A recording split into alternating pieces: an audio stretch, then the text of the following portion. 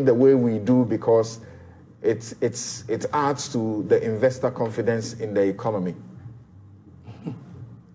Yes, Samson. Good morning to your listeners and viewers, and good morning to my senior, the Honorable Seth Pepe. Good morning. Yes, senior. To address the issues that the investor community have raised, I think the Honorable Ken Ofori-Atta laid out clearly Ghana's position on some of the concerns that have been raised. And we sincerely believe that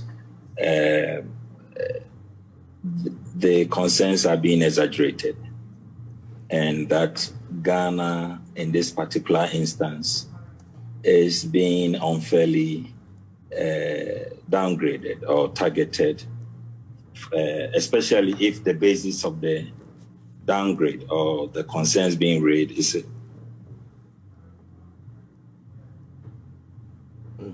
about, but as you read out to us.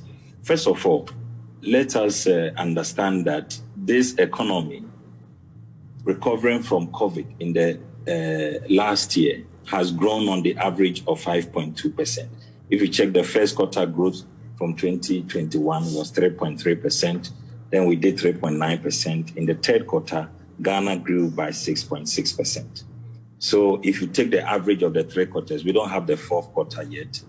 And we all know that fourth quarter, because of Christmas activities, tend to be the highest. But we did 6.6% in the third quarter. So with the 3 quarters in 2021, we are talking about an average of 5.2%.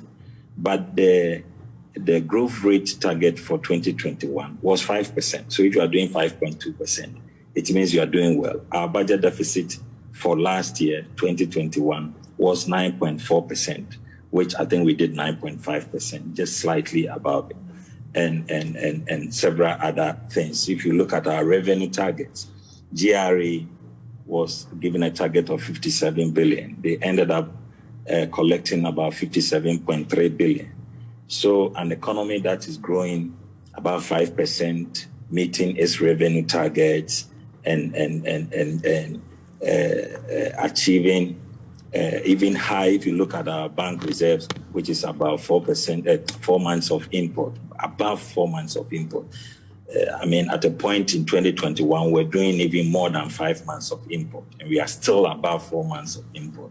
So we don't see the basis for such an exaggerated concern, except to say that maybe it's because of the yield levy on passing Parliament, and because of the nature of parliamentary strength, which is equal among two major parties.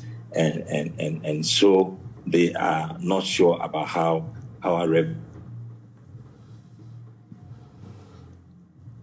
revenue targets, how the revenue targets are going to go in 2022.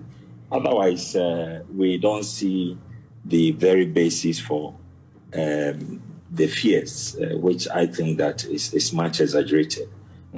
Going forward, in 2022, the finance minister also pointed out that fiscal consolidation and trying to reduce our debt, which is of concern to them, we have indicated that we are going to do about 7.4% of deficit, which means we are slowing down our borrowing and checking out our expenditure as well.